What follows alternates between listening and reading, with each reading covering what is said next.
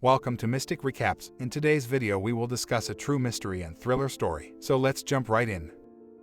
The story begins with Sandra sorting through the day's deliveries, contemplating if she has enough supplies to last through the weekend.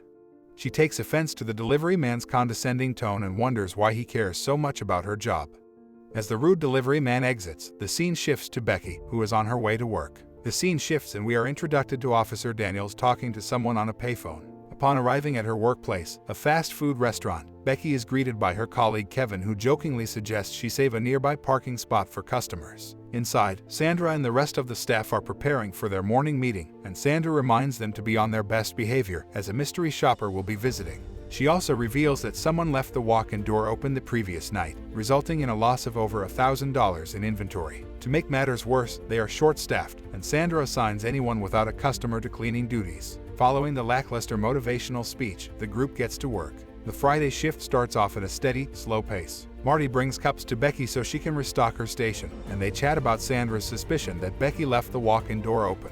Becky denies any wrongdoing, insisting it was Kevin, but mentions her fear of losing her job. Marty reassures that Becky is innocent and shifts the conversation to the topic of Becky's romantic prospects. At that moment, Sandra, trying to join in on the conversation, interjects by talking about her upcoming engagement. Marty offers her congratulations, but she quickly redirects the conversation back to Becky and her illustrious love interests. Sandra attempts to make her love life seem more exciting, but then awkwardly walks away. When she leaves, Becky starts laughing at her. As Sandra heads to the back to swap out the soda syrups, she runs into the maintenance man, Harold, who is clocking out. He tells her he'll be back later to try one of the new milkshakes, and soon after, the Friday rush begins. Becky and Connie work the counter while Sandra and Marty watch the walk-in. Sandra receives a call from her boyfriend, Van, who asks if it's okay for him to go to his co-worker's place before she gets off work. The rest of the workers start slacking off up front and Sandra has to reprimand them when she comes back. Suddenly, Marty informs Sandra that a police officer is calling from the back office. Sandra rushes to answer the phone, where Officer Daniels informs her that he has a victim present who claims that Becky stole money from her purse. He mentions that his units are en route as part of a larger investigation they are conducting on Becky, but he is confident that Sandra will do her part to assist. After hearing this, Sandra has Marty take over Becky's station and takes her to the back. Once they're alone, Becky denies any wrongdoing, but Daniels assures her that there is a witness who saw her committing the theft. After getting nowhere with Becky, Daniels asks to speak with Sandra, who he asks to search Becky's pockets. Daniels instructs her that if she finds a phone, she needs to take it. Sandra does as she's told and the two of them head to the employee cubicles to check Becky's purse. Sandra warns her that if something is found, she will have no choice but to fire her on the spot. Next, Sandra returns to the office, where she informs Daniels that she didn't find anything in her search. However, he is skeptical and tells Sandra that if Becky turns out to be innocent, it's her, not Becky, who will take the heat. When Sandra puts Becky back on the phone, she tries to assert her innocence, but Daniels is insistent on finding the missing money. He presents Sandra with two options: either Becky goes to jail or Sandra conducts a strip search right there in the office. Sandra is uncomfortable with this, but relays the options to Becky, who is horrified but agrees to the search, with Marty present as a supervisor. While Sandra goes to get Marty, Daniels just keeps telling her that this is the easiest route. As the search commences, Sandra inspects each item of clothing. Meanwhile, Daniels continues to press Sandra on her abilities, even going so far as to say she's almost like a real cop. As the search concludes, Sandra is left with a sense of unease and the weight of the situation on her shoulders. But Daniel pushes her and instructs her to remove all of Becky's undergarments for a thorough check, and Becky obliges, with Marty having the decency to provide her with an apron to wear. Daniels continues his inspection, making Becky spin around, and insisting that Sandra put the clothes in her car for further examination. Marty expresses her skepticism of the situation, and when Sandra questions Daniels further, he reveals that the investigation has also extended to Becky's house, as they suspect her of collaborating with her delinquent brother. He mentions that they are trying to make Becky take a plea deal for another case. Sandra takes the clothes out to her car, and when she returns inside, she handles Kevin and the rest of the crew before heading back to the office. Once back in the office, Sandra sends Marty back up front and informs Daniels that she has done as he requested. Daniels insists that Sandra bring a male to watch over her, and she goes to retrieve Kevin. For a moment, we see Daniels sitting in a house while Sandra goes to fetch Kevin. When Kevin is taken to the back, he calls Daniels and receives a rundown of the charges. Kevin tries to defend Becky, but Daniels doesn't have time for a debate.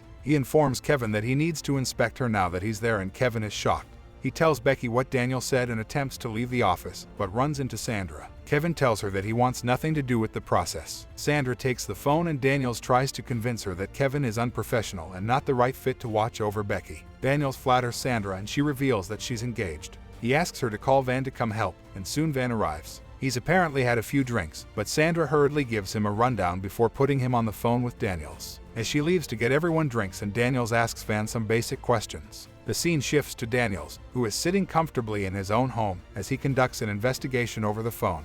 He is determined to get to the bottom of the theft and is not afraid to push boundaries to do so. He instructs Van to inspect Becky, including a cavity search, while taking notes and even has her perform jumping jacks in the hopes of the stolen money falling out. Meanwhile, the rest of the staff are busy handling the Friday rush. Kevin is texting around to find out what's happening with Becky's brother, only to discover that he is not even in town. Sandra is handling the customers and keeping the store running smoothly. As the investigation continues, Becky becomes increasingly uncomfortable with the invasive nature of the search. She tries to tell Sandra that she can't continue with this, but Sandra brushes her off and continues to speak with Daniels. Despite the growing tension in the office, Sandra is convinced by Daniel's smooth talking and blindly trusts his methods, returning to the front desk.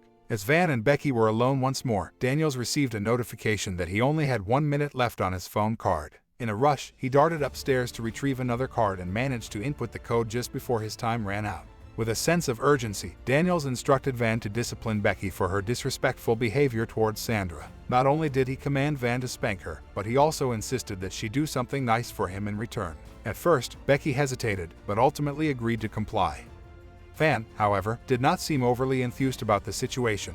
As the Friday night rush continued, Marty asked Sandra if she wanted her to return to the back to keep an eye on Becky when things slowed down. Sandra pondered the idea before making a decision. Meanwhile, Daniels had convinced Becky to appease Van. When Sandra returned with food for them, she noticed the eerie silence in the room. It was evident that Van was finished and it was unlikely that he would ever step foot in that restaurant again or look back at the events with fondness. Additionally, it was doubtful that he would still follow through with proposing to Sandra. Sandra, still not understanding the gravity of the situation, quickly called Daniels and updates him on the situation, leading him to instruct her to send Van home. With a heavy heart, Van left the establishment. As Van departs the scene, Harold arrives for dessert and Sandra is overjoyed to see him. She leads him to the back of the establishment. Van, on the other hand, calls a friend and expresses remorse for the mistake he made. Meanwhile, Becky discovers that her actions have been recorded in the office. Sandra enters the room with Harold and hands him the phone. As Daniel attempts to persuade him to participate in the same wrongdoing that Van had committed, Harold refuses. He immediately storms out and confronts Sandra, asserting that the actions being asked of him are not in line with his role as a police officer. Upon hearing this, Sandra contacts her manager, only to find out that he had not spoken with Daniels. Realizing her involvement in the wrongdoings of the evening, Sandra leaves the office to call the actual police. Soon the detectives arrive and begin questioning all involved.